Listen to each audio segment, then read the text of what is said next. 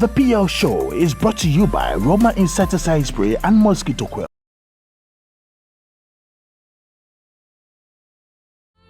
When dedicating your life in service to the needy, a good heart is far more valuable than all the riches in the world. The women that we discover and bring to you on the PL Show are women who understand that service to the needy is not about wealth, it's not about acquiring riches, it's about the goodness of your heart. For the next few episodes, we will be searching for women in the northern region and bringing them to you, highlighting their incredible works. This is the PL Show, brought to you by Roma Insecticide Spray and Mosquito Coil, Roma and Tum Tum Master, and Feco Spray Starch. Look sharp. We'll see you right after this break.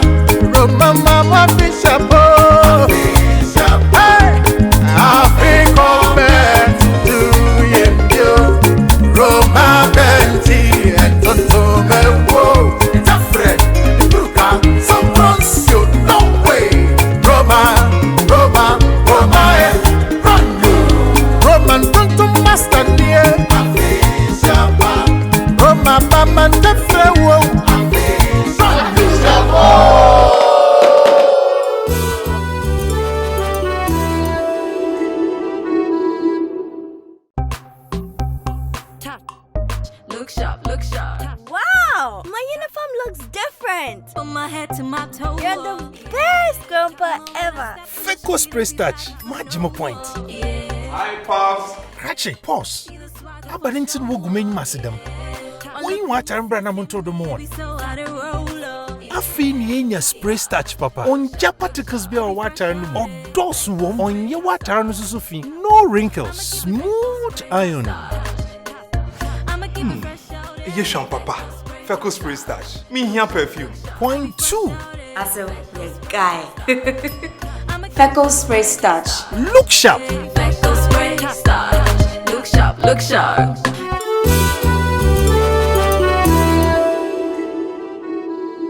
Welcome back to the show from the break. This is the PL Show. Our guest today is the Executive Director of Songtaba, Hajia Lamnatu Adams.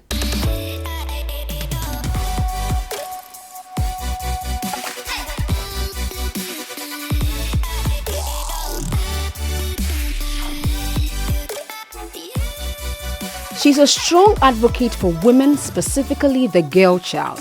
With 15 years experience as the development practitioner in non-governmental organizations, Hajia Lamnatu Adams is Executive Director of Songtaba, Women and Children's Rights Organization in the Northern Region. Her dream to elevate the girl child to a better future reveals in activities run by her organization for females in the North. She is committed to social justice and focuses on community development. And this center is meant for young girls who have dropped out from school, so they come here to learn some skills about this weaving, so that when they learn it, they can go out and they will be doing it for a living. Hajia Lamnatu, welcome to the show. Hello, Fathia. So, you in your work have placed a strong emphasis on education for women, and a lot of your work centers around education. It's my understanding that you yourself have been a teacher. You're very involved in education in every single aspect of your life. What was your own educational journey? Well, thank you for having me on the show. Thank you for being here. I bring you greetings from Northern Region. Thank you. And we are grateful for this space. Growing up in Tamale, I attended my basic school in Our Lady of Fatima, where I've completed the junior high school. Then I proceeded to read business in Northern School of Business. between 1998 and 2000, I went to Tamale College of Education now, which used to be Tamale Teachers Training College. From there, I taught for 3 years, and then I proceeded to the University for Development Studies, where I read Integrated Development Studies. I worked a bit, and then I proceeded to do my master's. Yes, so I'm a proud master of science student in local economic development.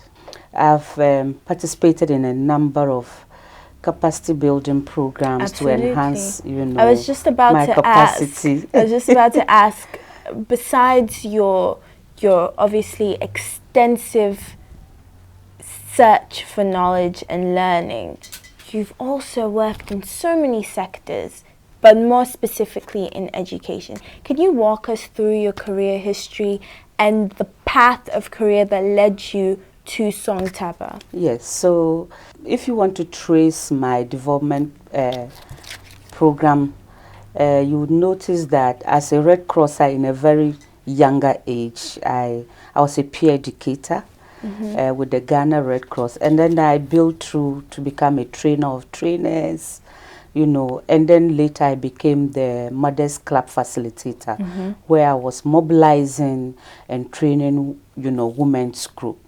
And then also I took up a bigger challenge, let me say, to do Guinea worm eradication, you know, where I supervise over 100 communities in the Tamale metropolis.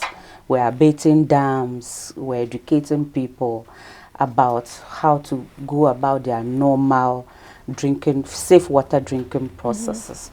Then I taught a little while. As I said, I was an English tutor, and then also I was a mentor, you know, in one of the programs that our school ran with Comfort. And then I proceeded to work in various organizations as program officer. Mainly I was the Women's Rights Program Officer, where I rose to coordinate a project, and then eventually I became the executive director, you know, for Songtaba.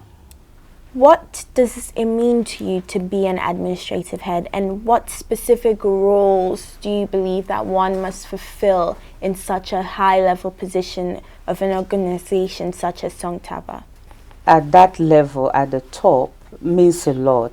It also means that you have to be critical also about what's happening at the down. Absolutely. And then you have staff to manage, you need to manage other resources beyond the human resources. And you also have external partners and communities, you know, of which you have to find a way to ensure that all of these are related in what you do. And so to be a leader at that level means that you must build your capacity around coordinating events.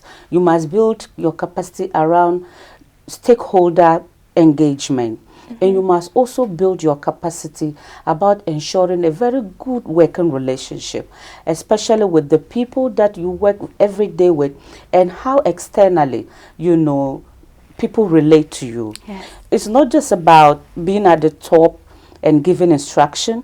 It is also about how you are able to let the teams work effectively. Because for me, I think that a leader is but, you know, his or her people. I take so much interest, you know, beyond work. I take so much interest in ensuring that, you know, people are relaxed at work and they find the working space, and we work mostly like a family. We put in policies that make people safe, because as a women's rights organization, we must first of all ensure that there's safety also for people that we work with, whether we are working with them at the office or there are people at the community level. We must put in safeguarding measures to ensure that people's lives are not, you know, further derogated. How else does one go about maintaining such a high-level organization?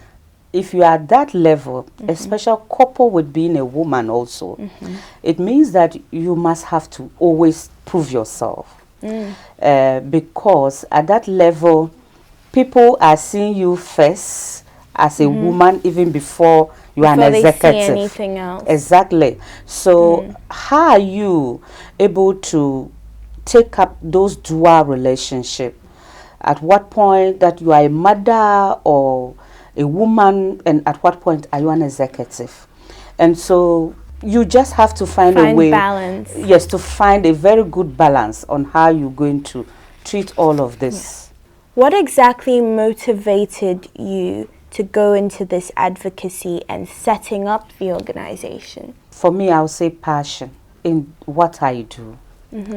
Passion in seeing that a lot of things are not right, and passion in asking myself what I can do to change the situation. Northern region, we have our own share of our social and cultural issues. Issues of early and forced marriages, issues of witchcraft accusation, issues of overburdened household chores, which are all gender related. Yes. And so as a woman and growing up in such an environment, the question I've always asked is, what do I do differently? How do I mobilize others to see what I do?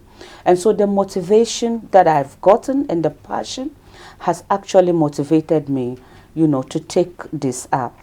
Tell us more about the initiatives that Songtaba carries out. Songtaba is a women and children's rights organization. Songtaba mainly works under 4 thematic areas, looking at women's rights and governance, education, climate change, and livelihoods, as well as sexual and reproductive health rights. So out of these thematic areas, we carve in interventions. We work around violence against women and girls, where we are mainly looking at issues that affects girl, ability to stay in complete school. And then also, how do women, with all of the burden of unpaid care work, begin to redistribute some of the burden that they have to other family members. So we do education around care work that is overburdening women and girls, and that is preventing them to do very well in leadership and in economic activities. We also are working with young people around livelihood diversification, where we have women into local cloth weaving, we have women in apiary management, that is bee or honey harvesting, and then we have women also in dry season farming, and then we have women in processing as well. Specifically on education, we are working on promoting rights in school, where we are working with girls and their groups. We put them in girls club, where their capacities are built around, how they build confidence, how they are be able to be assertive. They are able to also challenge some culture of violence, within the environment. How well do you think that education of young women is received in the North? Over the years, we have had a lot of children not be in school, but now we have more children be in school. The only challenge is that as the girls, for example, move further to the high level, you see that the numbers are dwindling. And it is also because of the challenges that I mentioned earlier. Some are not able to continue due to teenage pregnancy, which further ends them in early marriages. Yes. And then also some because of poverty, others also because of exchange marriages. And so we are working hard with parents. We're doing a lot of sensitization, especially as COVID has also set in, which we are getting figures that already a number of the girls are pregnant. In the just ended BEC, we have more than 200 girls who were pregnant, and others had given birth, couldn't come to right. Now, what's the implication, therefore, is that we might have to do a lot about re-entry. Because if you look at the setting, a number of times, girls end up in marriages because of teenage pregnancy. Parents will say they do not want their children to bring embarrassment to the family. And so because a girl just makes one mistake, then she's pushed into marriage. And so there's a lot of sensitizations that is going on. Also about the re-entry policy of the Ghana Education Service. Girls are themselves also coming up. A number of times girls are involved in other activities that is showing, that is telling us that they are interested. What we need to do more is working with communities, is working with traditional authorities, and working especially with parents to ensure that the girls are back to school. Now, speaking about working with parents, because it's absolutely imperative that you do that when trying to curb child marriages, but the organization also looks at something that most people might not be too familiar with, which is exchange marriages. Can you tell us more about that? Exchange marriages is a traditional thing that one of the tribes do in northern region, where a girl is given out to exchange for a brother or a family person to be married.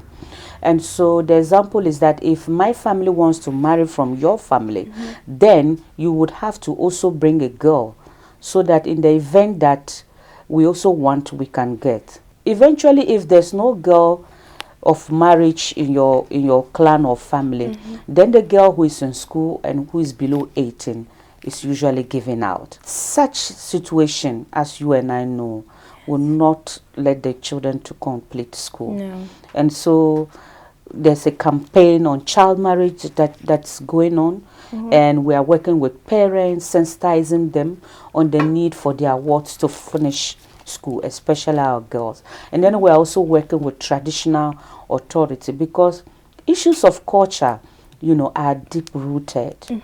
And so when you have deep-seated issues that is bordering around culture, it takes time, but education will do it for us. Yes. When it comes to violence against women, specifically in the North, what do you think incites this violence, and how do you think moving forward we can eradicate it? Already, women are made to be subordinates in the thinking, in the context in which I come from. And then also women are not economically empowered. They are not loud, they are not outspoken, you know, they are not also much educated. And so because women are supposed to be subordinates, they are already do not have the economic power, and then also they are overburdened with chores and issues such that their progression is limited. And so all of this situation puts women in a way that doesn't promote their development. In eradicating it, we need education the most. We also need to empower the women economically. And for me, it's for us to ensure that the girls that we have now are educated, so that they will get to fulfill the rest. They will get to be economically empowered, they will get enlightened, and then they will be able to speak for themselves. So it's just empowerment, empowerment, empowerment. Wonderful, absolutely wonderful. Now, something that we don't talk about too much is the role of other women in inflicting violence against their fellow womankind. Why do you think this is? And do you think that it also stems from a place of being so intrinsically stuck in this systematic reworking of your mindset into being subordinate, or into not having autonomy over your finances and having to go along with basically this patriarchal way of life where women simply have to go along with things? For me, I think that women are not enemies to themselves. No. It's all about societal doing. Absolutely. Many times you hear people say that women have greater numbers in our society or in our population. So if women are in leadership and they need votes, if all women decide to vote for the woman, then she should have it. But it's not always like that. And for me, I always share that we first need to work with our society to have a shift in mindset of people who think that women do not have so much to offer. It's a societal thinking, and we need to work around disabusing people's mind that women can be capable, women are better leaders, and women can do even more better. What are some of the very specific initiatives that Songtaba has taken on? We are supporting young at-risk women or young women, into local cloth weaving. Because some of these girls are pregnant, some have given birth, and they are not able to continue school. So this is one of the things that we are doing, coupled with supporting their soft skills. We have, over the years, also campaign on witchcraft accusation. As you are aware, Northern Region alone is playing a host to a number of camps or communities designated as camps, where elderly women who are accused of witchcraft are banished to those communities without any form of support from families. And whilst they are there, they also lose the support of external family and other societal programs. So we are running a serious campaign on stop violence against women, especially women accused of witchcraft. So we are working in all the camps, building the capacity of the women, supporting their leadership program so that they are also able to engage with duty bearers. So we have also working with district assembly towards the protection of women and girls, where we have had bylaws on the protection of women and girls who are also married off early. The other bigger initiative we are doing is the child marriage project, where we are working with communities and parents and the girls themselves, towards educating them around issues of related violence that comes also with child marriages. And then we are working in schools to ensure that there's tuition in school, contact hours are not lost. Teachers do not use children in their farms. We are working with PTAs and then the SMCs to ensure that school management is going well, and they have programs that support the development of girls. Then we also work with women smallholder farmers. For women in the communities, the only thing that they do is farming, and they don't also have larger piece of land to farm. Most of the time they are not even entitled to land. So we do advocacy on land. Then we also do advocacy on the need for the women to be supported in the redistribution of the workload that they have at home. So we are working with women smallholder farmers, some of whom are processors. So we have a processing center for shea butter, for rice.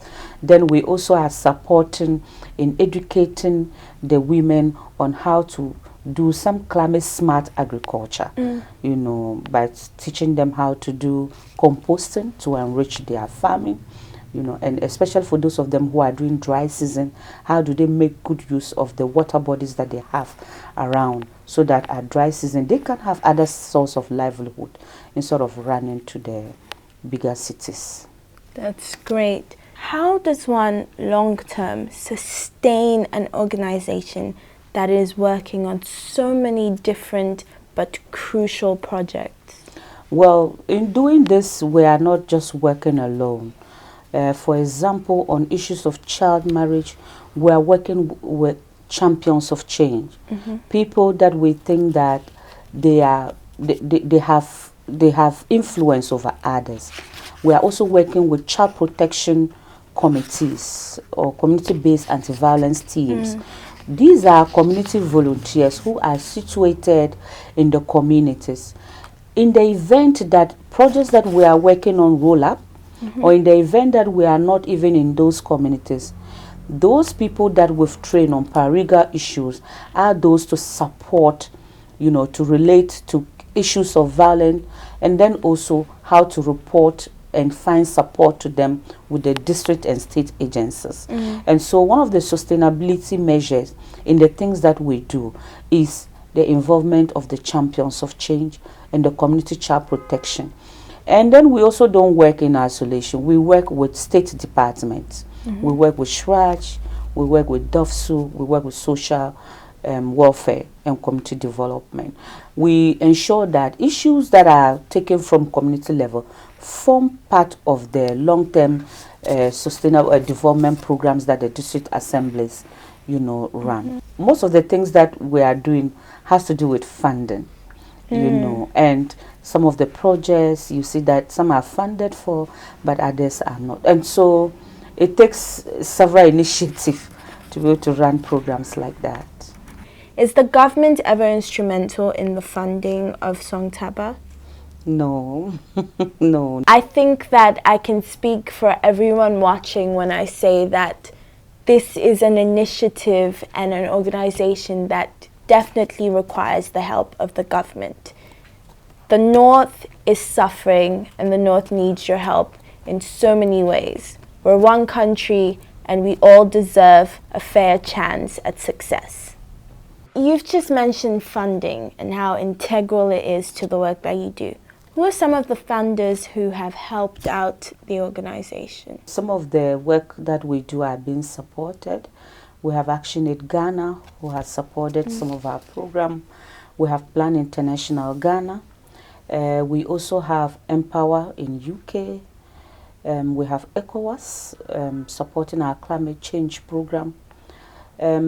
We have a crowdfunding also from Global Giving, and then also one or two embassies have supported our work, like the Japan embassy has supported us in some of the work that we do. So these are but a few of the funders that That's incredible.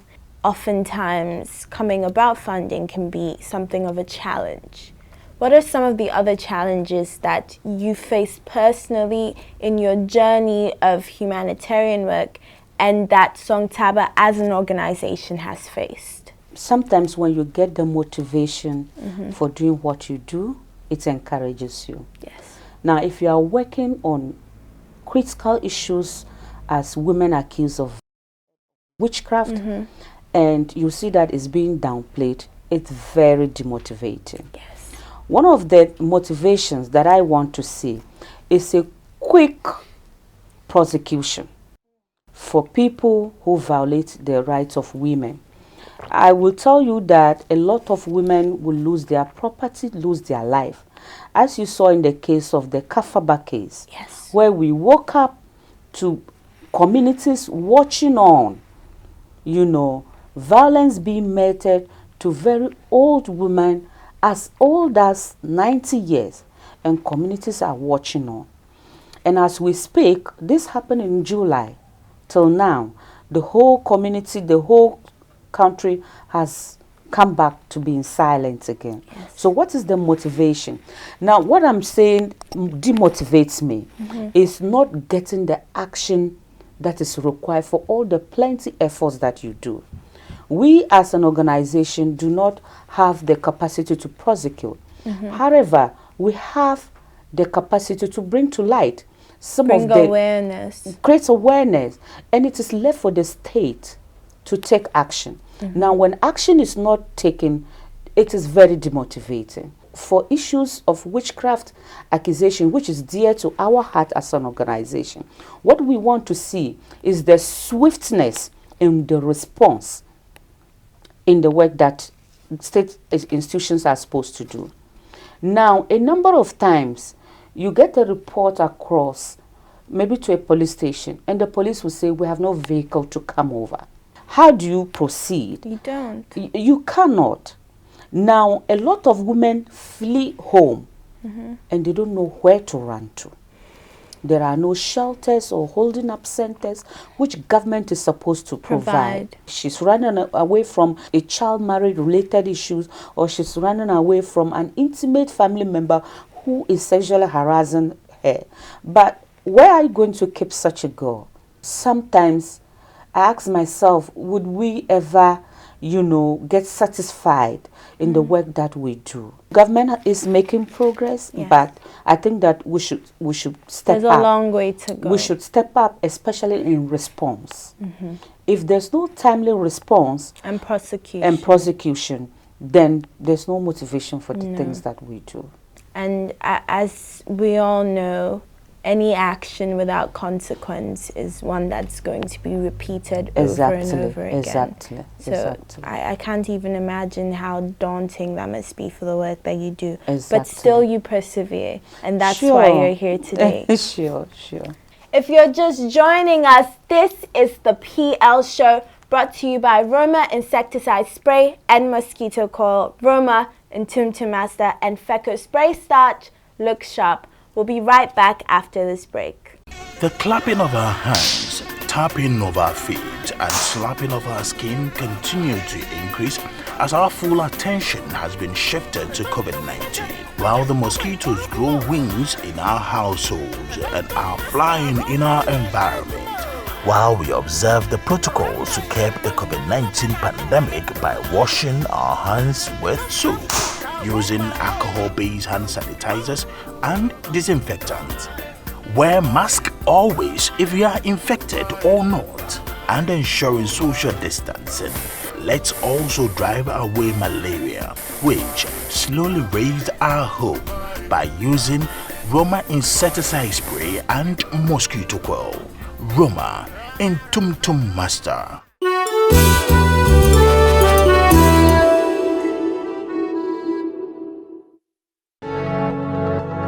Are you in the dilemma of where to give your child excellent and sound holistic education? British Columbia College is the place to be.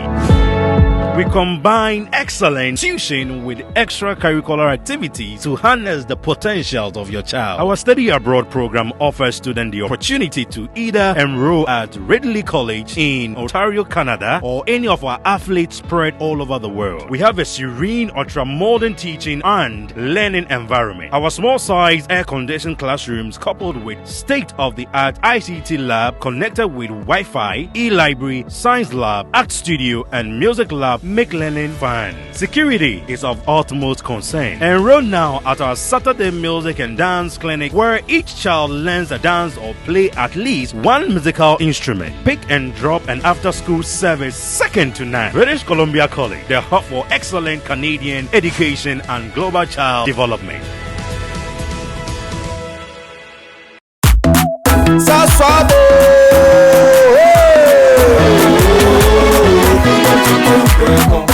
Sasso, baby, c'est comme un tonton fréquent. Sasso, baby, c'est comme un tonton fréquent. Edouard n'a jamais né pour se lécher. Y'a qu'est-ce qu'il malaria. Minya me corne, me sasso spray. Every mosquito study run away. Tonton fréquent, sasso, mais c'est comme un tonton fréquent. Comme un tonton fréquent, sasso et comme un tonton fréquent. Welcome back to the PL Show. As always, the show is brought to you by Roma Insecticide Spray and Mosquito Coil. Roma for the effective and swift killing of mosquitoes, crawling and flying insects, leaving a refreshing and pleasant fragrance in your rooms with no catarrhs and no headaches. Roma Nkrumah Master. Since we've spoken about some of the challenges, on a slightly lighter note, what are some of the achievements, both personal and organizational, that you can attest to as being sort of validating for all this incredible work that you and Songtaba are doing? The greatest achievement I can say is the smile that we put on these women who are banished. That's beautiful. They are banished individually. We tell them that it is not just you, there's another person here and there's another person here. And bringing them together, supporting them to stand, get their dignity back, is one of the things that keeps us going, and I think it's a greater achievement. Absolutely. The other achievement also is our ability to bring to the fore violated cases that are going on, which would have been hidden or which people wouldn't have known about it. And so we've brought to the light some of the challenges that girls and women are facing. we have worked in our communities and we've had recognition for it. Just very recently, the Girls Not Bride, which is an international platform, recognized our effort in working in communities that were virtually claimed as child marriage free communities. And we've also been recognized at Climate Organization of the Year. We've had recognition in Women's Rights Organization of the Year. That's wonderful. You know, and for me, the other achievement is the other spaces that has been created because of the work that we do. More people have reached out to us, you know, in getting our views on issues. We've been part of national and international level convenings that will speak to the issues because we work directly with the communities and we know the issues better. People getting to know what we do and the people that we work with. Because for us, one of the things that we care about is that nothing about some people should be done without their involvement. For people with disabilities, they are part of our programming. Girls are part of our programming. And so that already lets them own the initiatives themselves. So those are the achievements and what keeps us going. And the fact that we have had serious buy-in even with our traditional authorities. We've had very good working relationship and we are an organization that is tested and proven. If you're joining us now, you're watching the PL Show, brought to you by Roma Insecticide Spray and Mosquito Coil, Roma Nkrumah Master, and Feco Spray Starch. Look sharp. We'll be right back after this break.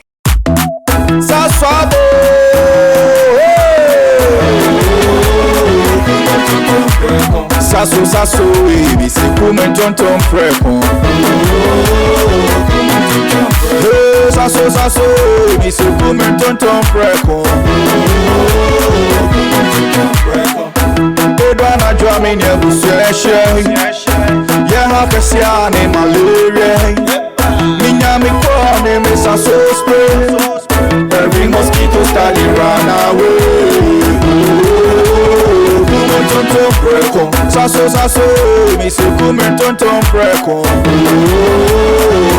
Tonton preko, sasso e come tonton preko.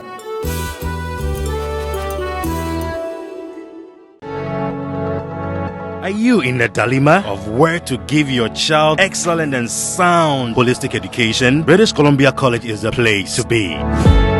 We combine excellent tuition with extracurricular activities to harness the potentials of your child. Our study abroad program offers students the opportunity to either enroll at Ridley College in Ontario, Canada, or any of our athletes spread all over the world. We have a serene, ultra-modern teaching and learning environment. Our small-sized, air-conditioned classrooms coupled with state-of-the-art ICT lab connected with Wi-Fi, e-library, science lab, art studio, and music lab make learning fun. Security is of utmost concern. Enroll now at our Saturday Music and Dance Clinic, where each child learns a dance or play at least one musical instrument. Pick and drop and after-school service second to none. British Columbia College, the hub for excellent Canadian education and global child development.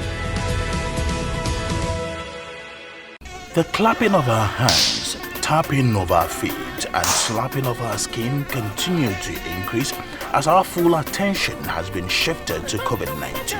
While the mosquitoes grow wings in our households and are flying in our environment, while we observe the protocols to curb the COVID-19 pandemic by washing our hands with soap, using alcohol-based hand sanitizers and disinfectants.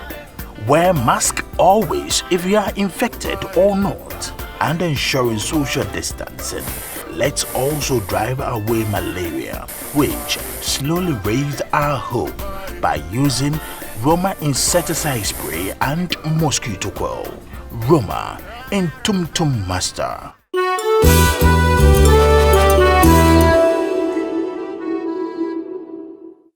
Welcome back to the PL Show. Our guest today is Hajia Lamnatu Adams, Executive Director of Songtaba. The show, as always, is brought to you by Roma Insecticide Spray and Mosquito Coil, Roma Nkrumah Master, and of course, Feco Spray Starch that has your clothes looking crisp and refreshed so you step out looking stylish all the time. Also, with a specially formulated formula to ensure that there's absolutely no clogging and that your clothes look pristine. Feco Spray Starch, look sharp. Hajia, welcome back to the show. Thank you. Now, you've been working in this field for over 15 years. Where do you see Songtaba and your work in the next 5 years? Songtaba journey is even beyond 5 years. Yes. But for me, I think that we have come to a stage that we want more action, and we think that our work with other platforms should be carried forward. So because of that, we've become members of several platforms.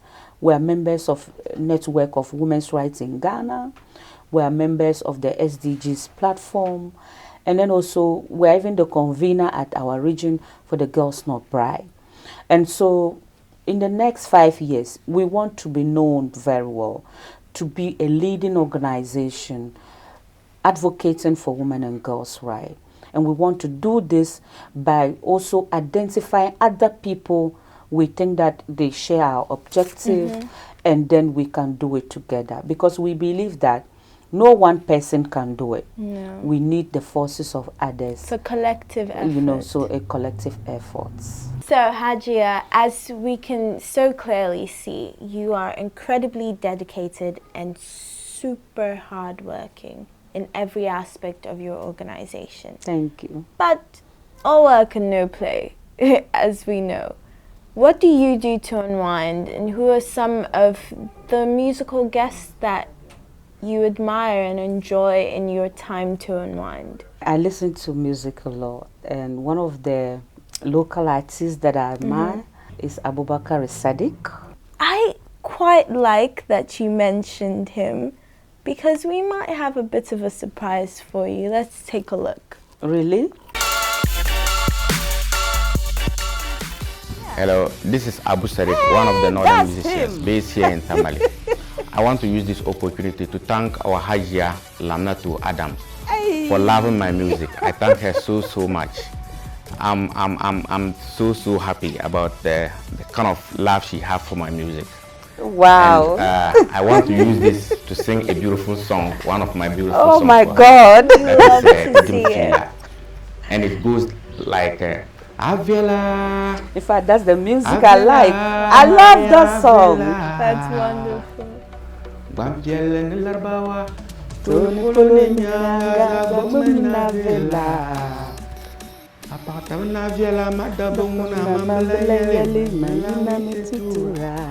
Oh my God, I love that song. That's a surprise. So touching. Absolutely beautiful. Wow. Absolutely beautiful. Wow. Honestly, I wish we could thank Abu Sadiq for his incredible song and for making you so happy and putting a smile on your face. Yes. We can't possibly thank you enough for all the incredible work you do. But we have a few gifts from you. The first one that we have is from one of our discoveries from the PL Show Discovery segment. Bernice Bakwaya is the CEO of Nkutu Heaven, and she's got some incredible gifts. She's here. Hi, Bernice. Hello, welcome back to the show. Welcome. Okay, thank you very much, Bernice, and thank you for the PL Show. Thank you. It's our pleasure. Wonderful. And of course, as always, we've also got a parting gift from our sponsors, Roma Insecticide Spray and Mosquito Coil and Sasso Insecticide Spray and Mosquito Coil. I'm sure you are most likely familiar with them. Yes, I hope you use them. Thank you. Yes. I appreciate it. And that you enjoy it. So much for the family. Yes. And also for our friends. Thank you. You're very welcome. Before you go, we would like to know if you have any parting words for the youth that are no doubt at home watching. Let me say that it takes commitment. It takes a number of times I've heard people say passion. But beyond passion, there's something else that should motivate you. And so young girls shouldn't relent. They should work hard. Those who are in school should do well. The important thing is to come up well and to forget about other things that will take their time off studies. I've always said that where we are coming from, we need to do more than others, because we need a lot of women in future who even set as role models for younger girls. And so the advice is for younger girls to learn. They should be in school. They should forget about all the things that will take them off their school and persevere. In your own words, who's a phenomenal lady? It's a lady that does things astonishingly. I mean, exceptionally. In whatever field that you are, keep doing the things you love to do very well. And you are a phenomenal lady. No, now I'm shy. I'm just going to go. Thank you for your incredibly kind word. If you're joining us now, this has been the Phenomenal Lady Show. I'm your host, Princess Fathia Nkrumah. Before we go, remember that in all things, do so with diligence and determination, and never ever relent. This has been the PL Show, and we'll see you again next week, same time.